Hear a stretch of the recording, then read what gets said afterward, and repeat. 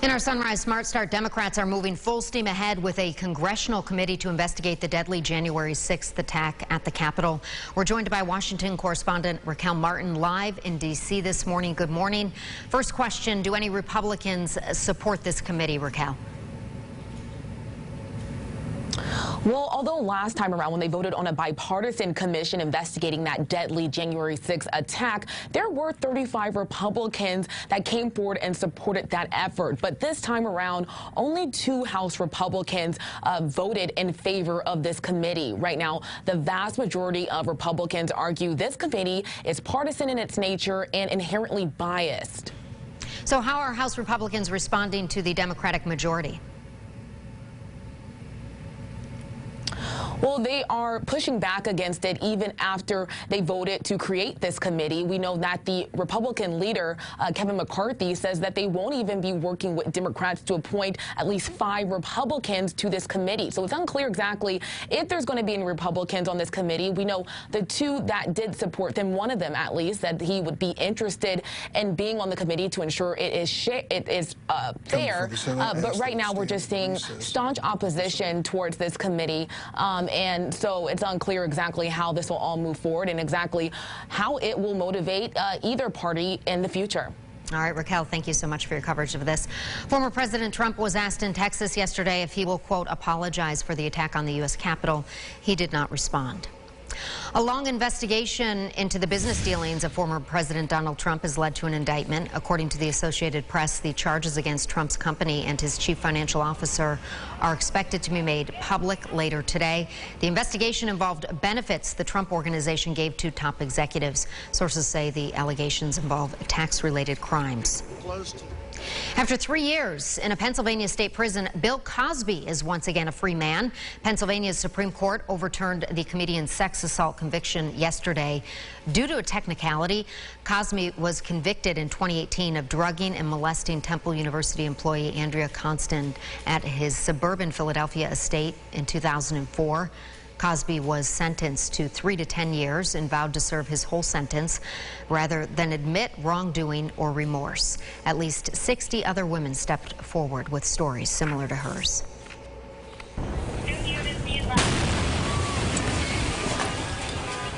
Take a look at this in Los Angeles. A large fireworks explosion left 9 people injured and an armored bomb squad car destroyed. Officials say this was a planned detonation. Over 5,000 pounds of fireworks were seized from a home last night. According to authorities there, 1 man was taken into custody on suspicion of possession of destructive devices, possession of fireworks, and child endangerment. Today marks 1 week since the partial building collapse in Surfside, Florida that has left 18 people dead and over 140 still missing. 2 more bodies were recovered yesterday. Officials say at least 145 others are still missing. President Biden and the First Lady plan to travel to Surfside today to meet with families and first responders. Adding to the danger, storms could be developing in the area over the next week.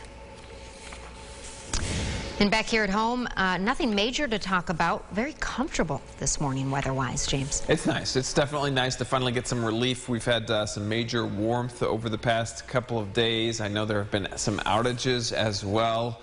Even at my house, not the most fun to have numbers in the 70s for overnight lows. We started in the 60s, we'll finish in the upper 70s this afternoon. And hey, July 4th around the corner, and the weekend is really shaping up to be a pretty decent one. Nice to see when this lines up. Sunday, Independence Day, highs around 80, mostly sunny skies. We'll take a look at the commute forecast at the end of the show, Leah. All right, it's all about timing, and that looks pretty good. James, thank you so much.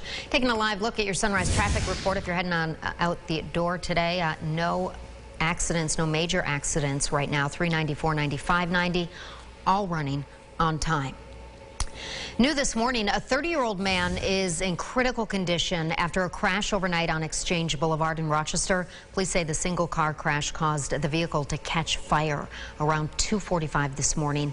The driver had to be pulled from the car. Police say there's no indication of a crime at this time. The city of Rochester starting a new composting program. This is part of Rochester's climate action plan to reduce greenhouse gases. And Carmela Boykin is live this morning with how the new program will help the city. Good morning, Carmela.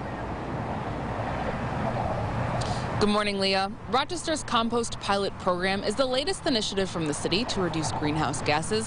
I spoke with Rochester's Energy and Sustainability Manager, Ann Spalding, who says the city has an ambitious long-term goal. We try to be aspirational but achievable, but obviously there's always more to do, and our ultimate goal is to be carbon neutral. In the short term, the goal is to reduce greenhouse gas emissions 40% by 2030. It'll take action by the state and by the federal government to make sure that those resources and regulations are in place, so we're basically everyone moves in that direction. So far, Spalding says the city has been able to reduce energy use in government buildings by 20% before their goal in 2020. Our street lights, we're converting all to LED street lights. We have quite a few electric vehicles in our fleet. To reduce greenhouse gases from home, one of the best ways is by using renewable energy sources. Right now, most of the energy used is from burning fossil fuels. In the city of Rochester, for example, most of the greenhouse gas emissions are from natural gas burning, so that's really from home heating. But on the larger scale, will this really make a difference? One city doing a bunch of stuff may not be obvious nationwide, but that's what it takes. It takes everybody, every city, every individual doing their part to make a difference overall. And one of those ways, Spalding says, is through composting to reduce food waste, which creates methane gas. To register for the composting program, you can visit the City of Rochester's website or dial 311. Reporting in Rochester, Carmela Boykin, News 8. Leah? All right, Carmela, thank you for that. Compost drop-off locations will open in Genesee Valley Park and Cobbs Hill Park. They'll be open weekly on Wednesdays and Saturdays starting July 14th.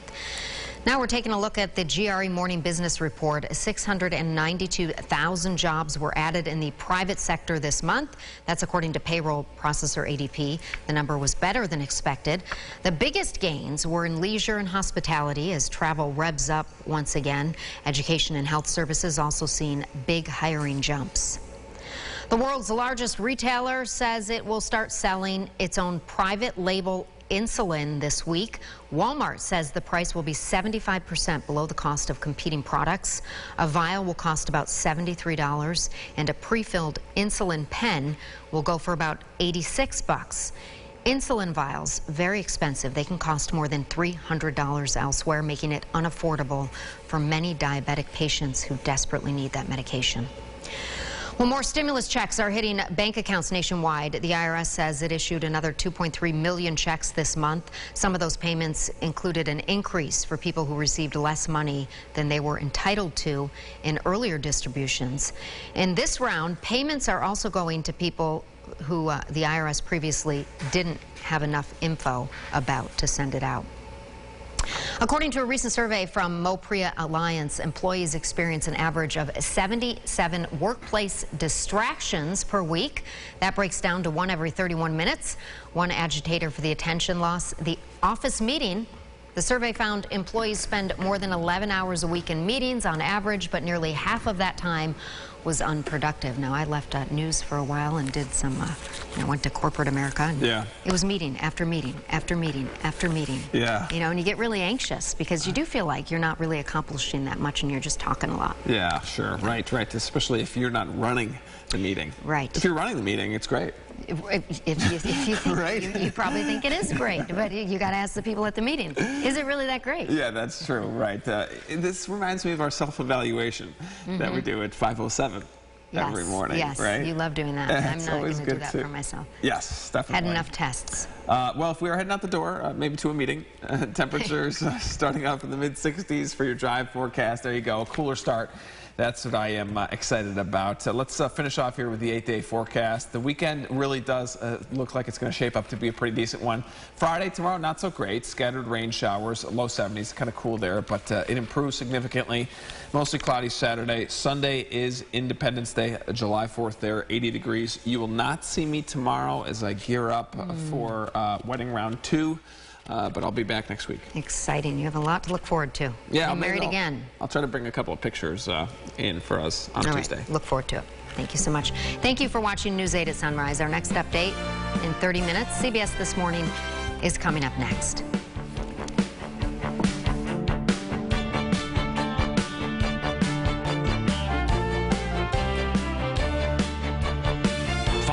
News 8 wherever you are, on RochesterFirst.com, Facebook, Twitter, and on our app for news and weather.